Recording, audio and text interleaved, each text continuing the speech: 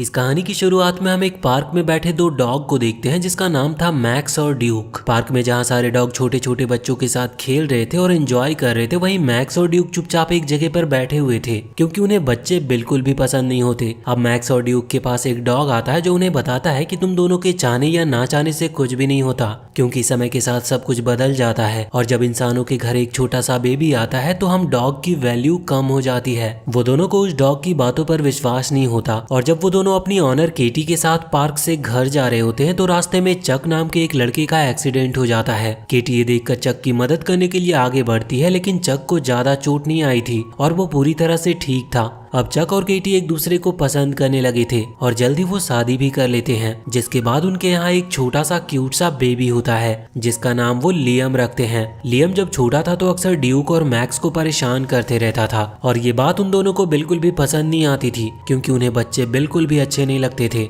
अब लियम जब थोड़ा बड़ा हुआ तो वो मैक्स और ड्यूक को कॉपी करने लगा और उनके साथ खेलता था, जो बात ड्यूक और मैक्स को बहुत पसंद आती है और वो लियम के अच्छे दोस्त बन गए थे। मैक्स और ड्यूक लियम का ख्याल रखते थे और लियम के साथ खूब एंजॉय करते थे। इसके बाद हम स्नोबॉल को देखते हैं जो अपने ऑनर के साथ काफी खुश था। स्नोबॉल की ऑनर स्नोबॉल से बहुत प्यार करती थी और वो क्योंकि अधिकतर समय सुपर हीरोज के शो और मूवी देखा करती थी, इसीलिए वो स्नोबॉल को भी सुपर हीरो कॉस्ट्यूम पहना कर रखती थी, जिसकी वजह से स्नोबॉल अब खुद को भी एक सुपर हीरो समझने लगा था और अपना नाम कैप्टन स्नोबॉल रख लेता है। एक दिन जब मैक्स स्नोबॉल को अपने बिल्डिंग के बालकनी में सुपर हीरो कॉस्ट्यूम में फाइटिंग की प्रैक्टिस करते हुए देखता है तो वो उसे समझाता है कि भले ही तुमने अपना नाम कैप्टन स्नोबॉल रख लिया हो, लेकिन तुम सिर्फ एक क्यूट से रैबिट हो। स्नोबॉल मैक्स की बातों पर ज्यादा ध्यान नहीं देता और मैक्स को बताता है कि तुम लियम को ट्रेन करो क्योंकि वो प्ले स्कूल जाने के बाद तुम्हारी बात नहीं सुनने वाला और तुम्हारे हाथों से वो निकल जाएगा।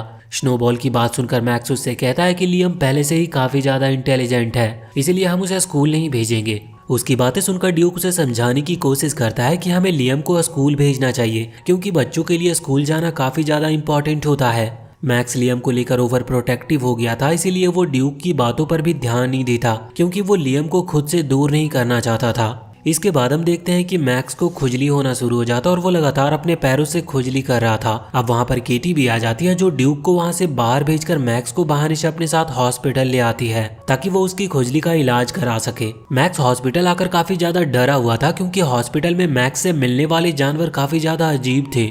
वो जब केटी के साथ घर वापस आता है तो हम देखते हैं कि मैक्स को खुजली से बचने के लिए डॉक्टर ने उसके गले में एक हेडकॉन पहना दिया था। हेडकॉन पहनने के बाद मैक्स को काफी मुश्किलों का सामना करना पड़ रहा था क्योंकि अब वो टेबल के नीचे मौजूद अपनी फेवरेट बॉल भी नहीं निकाल पा रहा था। अब मैक्स के पास ड्यूक आता है जो उसे बताता है कि मैंने लियम के फैमिली को बात करते हुए सुना कि हम लोग लियम के अंकल के पास जा रहे हैं। मैक्स ये सुनकर बहुत खुश होता है क्योंकि अब वो घूमने जाने वाले थे, इसीलिए वो दोनों मिलकर प्लानिंग करते हैं कि वो वहाँ जाने के बाद क्या क्या एक्टिविटी करेंगे। मैक्स इसके बाद अपनी फेवरेट बॉल लेकर मिस क्लोई के पास जाता है क्योंकि वो चाहता था कि उसके वापस आने तक मिस क्लोई उसके फेवरेट बी बॉल का ध्यान रखे।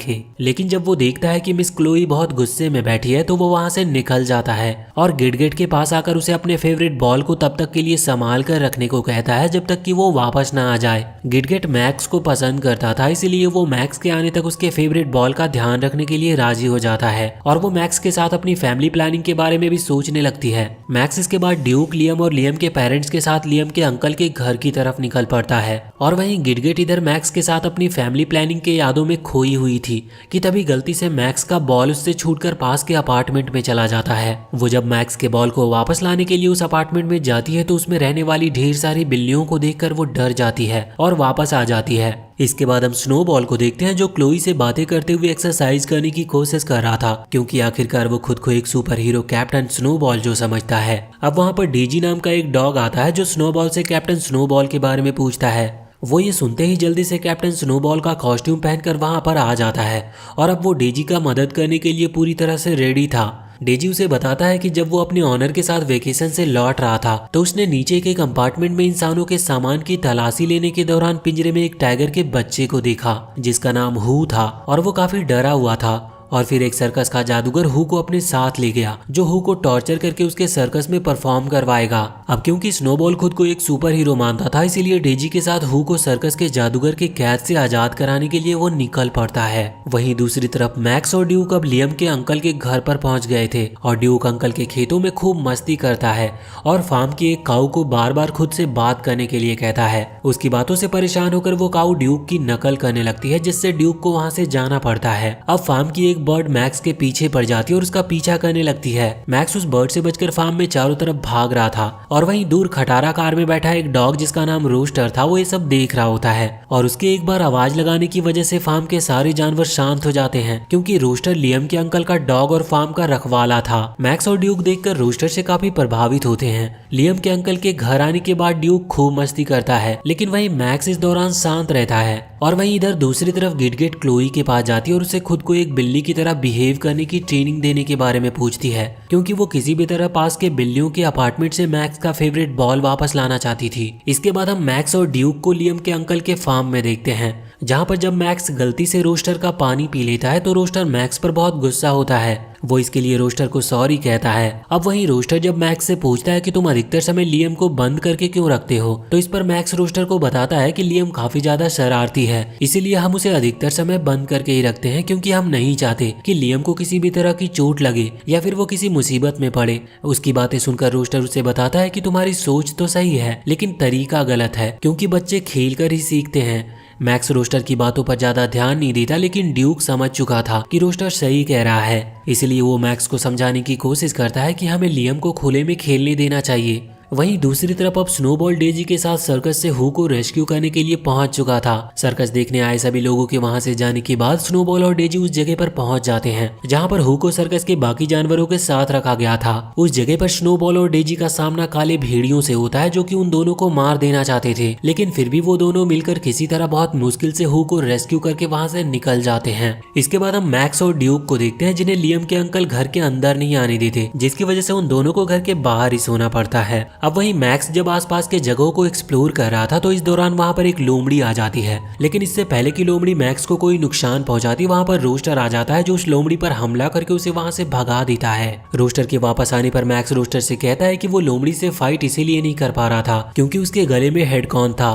रोस्टर ये सुनकर मैक्स के गले से हेडकॉन बाहर निकाल देता है। और वहीं दूसरी तरफ क्लोई गिटगेट को कैट की तरह रहना सिखा रही थी, ताकि वो कैट्स के अपार्टमेंट से मैक्स के फेवरेट बॉल को वापस ला सके। इसके बाद हम स्नोबॉल को देखते हैं, जो डेजी के साथ मिलकर टाइगर बेबी हु के रहने का इंतजाम कर रहा था और उसे लेकर पॉप्स के पास आ जाता है। स्नोबॉल पॉप्स से हु को अपने साथ रहने के लिए कहता है, लेकिन पॉप्स हु को अपने साथ रखने से साफ साफ मना कर देता है। मिस्टर पॉप्स के साथ रहने वाले छोटे छोटे क्यूट पपी जब पॉप्स से हु को अपने साथ रखने के लिए रिक्वेस्ट करते हैं, तो पॉप्स इसके लिए राजी हो जाता है। इसके बाद हम सर्कस मास्टर को देखते हैं, जो हु के वहां से भाग जाने पर अपने पालतू भेड़ियों पर काफी गुस्सा था, क्योंकि उसने उन्हें बाकी जानवरों की सुरक्षा करने के लिए रखा होता है। अब सर्कस मास्टर को डेजी के कॉस्ट्यूम का एक छोटा सा टुकड़ा मिलता है, जिसे वो अपने काले भेड़ियों को सुगा देता है, जिसके बाद वो काले भेड़िए डेजी को ढूंढने के लिए निकल पड़ते हैं। अगले सीन में हम मैक्स और ड्यूक को देखते हैं, जो लियम को बुक से कहानी पढ़कर सुना रहे थे। कहानी पढ़ाते हुए जब बुक में एक काले भेड़िए की तस्वीर आती है, तो मैक्स उसे देखकर बहुत बुरी तरह से डर जाता है और वो बुक को बंद करते हुए लियम से कहता है कि आज के लिए बस इतना ही।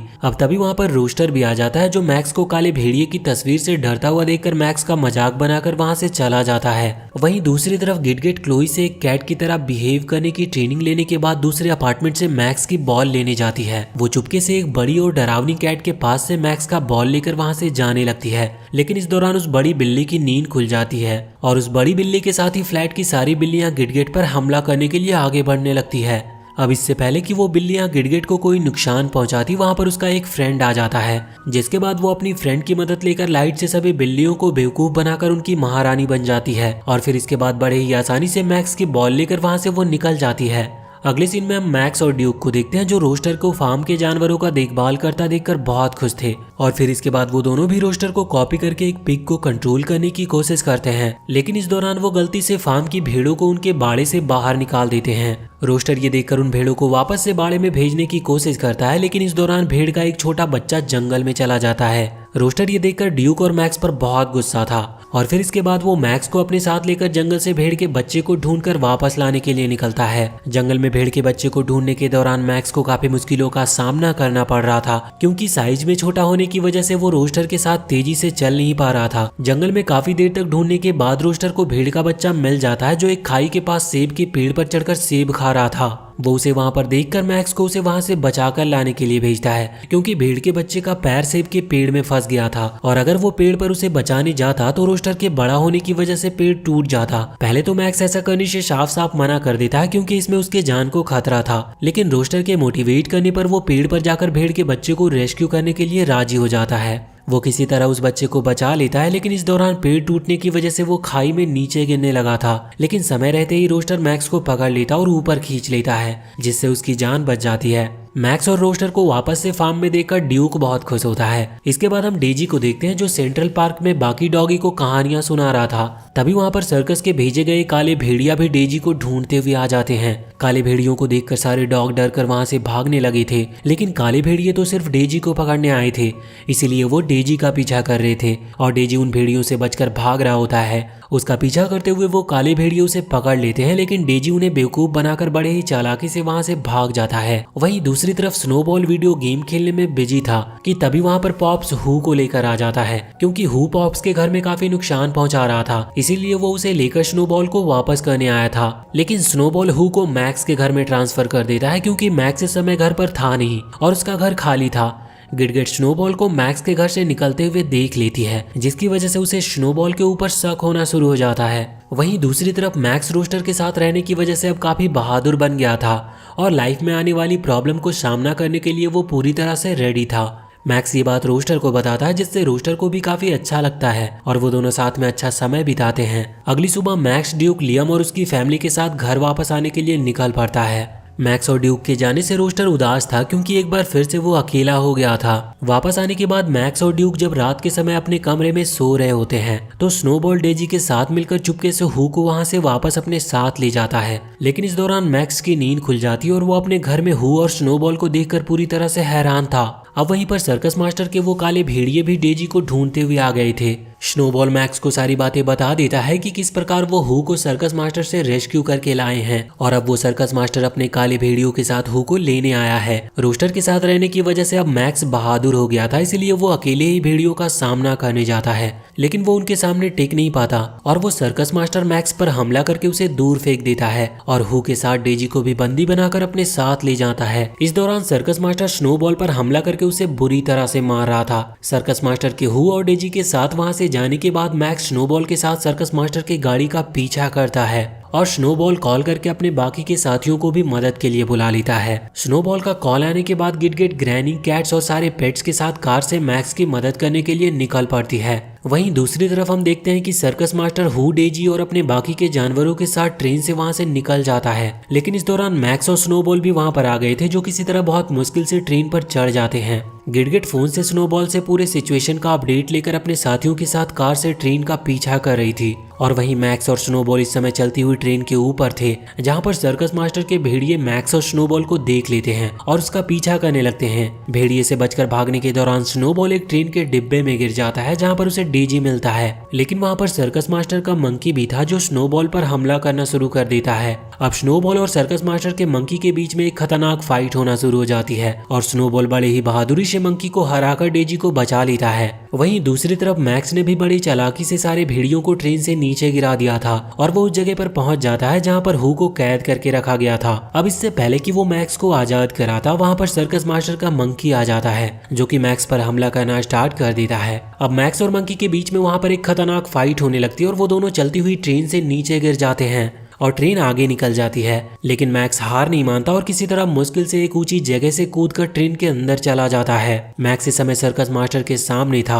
अब वहां पर स्नोबॉल और डेजी भी आ गए थे, जो मैक्स के साथ मिलकर सर्कस मास्टर पर हमला करना स्टार्ट कर देते हैं। हु भी मैक्स के साथ मिलकर सर्कस मास्टर पर हमला कर रहा था, लेकिन इतने सारे जानवरों को अपने सामने देखकर ट्रेन का लोको पायलट चेन खींचकर ट्रेन को रोक देता है, जिस दौरान मौका पाकर सर्कस मास्टर मैक्स और उसके साथियों को अपने गन से शूट करने ही वाला था कि तभी वहां पर गिडगिड, ग्रैनी ग्रैनी और बाकी साथियों के साथ कार से आ जाती है जो सर्कस मास्टर को टक्कर मार देती है, जिससे सर्कस मास्टर घायल हो जाता है। इसके बाद मैक्स अपने साथियों के साथ हू को रेस्क्यू करके ग्रैनी की कार में बैठकर वहां से निकल जाते हैं। अगली सीन में हम देखते हैं कि मैक्स हू को ग्रैनी के घर पर उनके बाकी के पेट के साथ ही रखता है क्योंकि ग्रैनी को कम दिखाई देता था, जिसकी वजह से वो हू को भी एक कैट समझ रही थी। स्नोबॉल की ओनर एक नए फिल्मी कैरेक्टर से इम्प्रेस होकर स्नोबॉल को सुपर हीरो से बदलकर एक नया रूप दे देती है। और वहीं दूसरी तरफ अब मैक्स और ड्यूक मिलकर खुशी खुशी लियम को छोड़ने उसके स्कूल जाते हैं क्योंकि अब मैक्स समझ चुका था कि वो लियम को सारे खतरों से बचा तो नहीं सकता, लेकिन मुश्किलों से लड़ना जरूर सिखा सकता है। और इसी के साथ ये मूवी यहीं पर खत्म होती है।